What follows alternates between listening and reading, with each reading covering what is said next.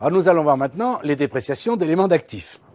Alors, on peut constituer, comme je vous le disais tout à l'heure, des dépréciations sur des éléments non amortissables de l'actif, par exemple des terrains, un fonds de commerce, des IMO financières, des titres, d'accord, des stocks, mais des créances clients, des valeurs mobilières de placement, bien entendu. D'accord? Et je vous rappelle que nous avions vu, quand nous avons étudié le cours sur les amortissements, nous avions vu qu'on pouvait aussi, assez rarement il faut le dire, mais constituer des dépréciations sur une IMO amortissable. C'est un cas un petit peu particulier. Vous vous souvenez, avec l'histoire de la valeur actuelle, on doit comparer tous les ans. Très bien. Maintenant, comment on enregistre comptablement des dépréciations pour dépréciation de l'actif? Alors, si on doit enregistrer, en fait, une dépréciation, eh bien, on va utiliser les comptes soit 681, soit 686, soit 687, selon que la nature de la dépréciation est liée à l'exploitation, à des éléments financiers ou à des éléments exceptionnels, d'accord,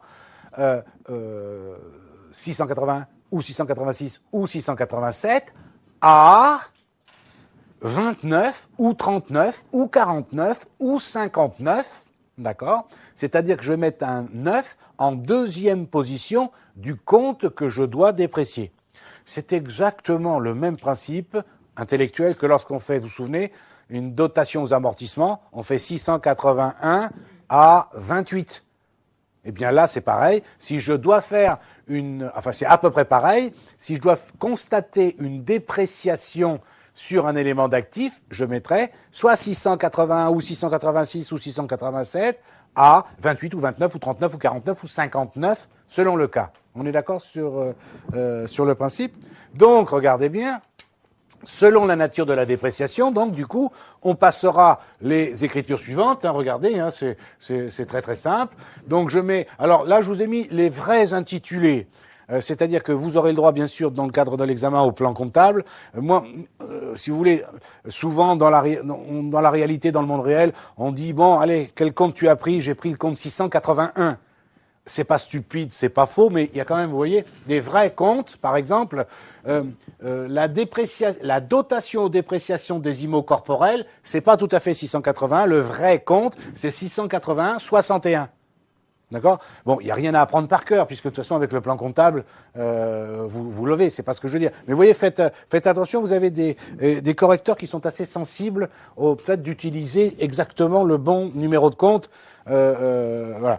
Beaucoup de gens, je ne vais pas vous mentir, on utilise 681 ou 686, 687, vous voyez ce que je veux dire. Ça ne change rien d'un point de vue intellectuel, c'est juste un problème de précision du compte. Donc on va faire quoi? 681, 61, à 291 pour la dépréciation des IMO corporels. Alors évidemment, moi je n'ai mis que 291. Après, vous rajoutez les chiffres en fonction de la nature de ce qui est déprécié, bien entendu. OK? 681,62 à 290 pour les dépréciations des IMO incorporels. 681,73 à 39 pour les stocks. Alors 39, 1, 39, 2, 39, 3, 39, 4, etc. 7 si selon la nature du stock.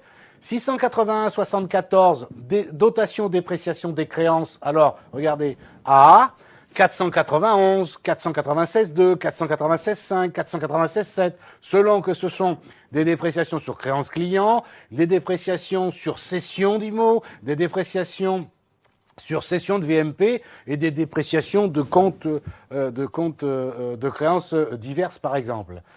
Ça, c'est du 681, ça veut dire que c'est lié à l'exploitation. Et puis, logiquement, vous comprenez que vous allez avoir du 686, alors 686, 62, dotation dépréciation des IMO financières cette fois-ci, pour constater quoi? Pour constater la diminution d'éléments d'actifs financiers, c'est-à-dire 296, 297, dépréciation des participations et créances rattachées à des participations, et 297, dépréciation des autres IMOFI. D'accord? Bien sûr, vous allez avoir 686, 65 à 590 pour les dotations aux dépréciations des VMP, et puis 687,6, donc exceptionnel. Alors là, tout va dépendre. Pour quelle raison? C'est assez rare dans la réalité, des dépréciations exceptionnelles, mais enfin, ça peut arriver. Tout va dépendre sur quel élément d'actif porte cette dépréciation exceptionnelle. Alors, encore une fois, pour que ce soit bien clair pour tout le monde, il ne faut pas que vous confondiez le compte de, ou les comptes de dotation aux dépréciations avec les comptes de dépréciation.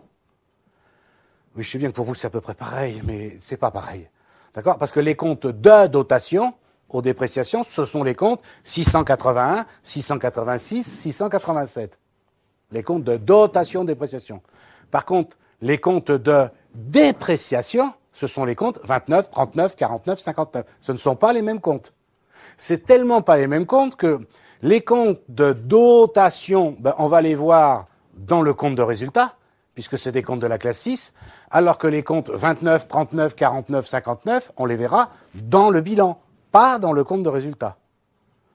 Ça va, vous me suivez? Très bien. Alors, donc je vous mets deux exemples. 411 clients, 49,11 dépréciation des comptes clients, 207 fonds commercial, 229,07 ou 297, comme vous voulez, dépréciation du fonds commercial. Ça, c'est si on doit enregistrer une dépréciation. Maintenant, si on doit enregistrer une reprise de dépréciation. Écoutez, je ne vais pas reprendre chaque élément, d'accord? C'est exactement la même chose à l'envers. Autrement dit, tout à l'heure, quand on enregistrait une dotation, on faisait 681 ou 686 ou 687 à 29, 39, 49, 59. Si on doit reprendre ou diminuer tout ou partie d'une dépréciation qui existait auparavant, on va faire l'inverse. Qu'est-ce qu'on va faire? On va débiter soit 29, soit 39, soit 49, soit 59, et on va créditer 781 ou 786 ou 787. C'est exactement la même chose. D'accord?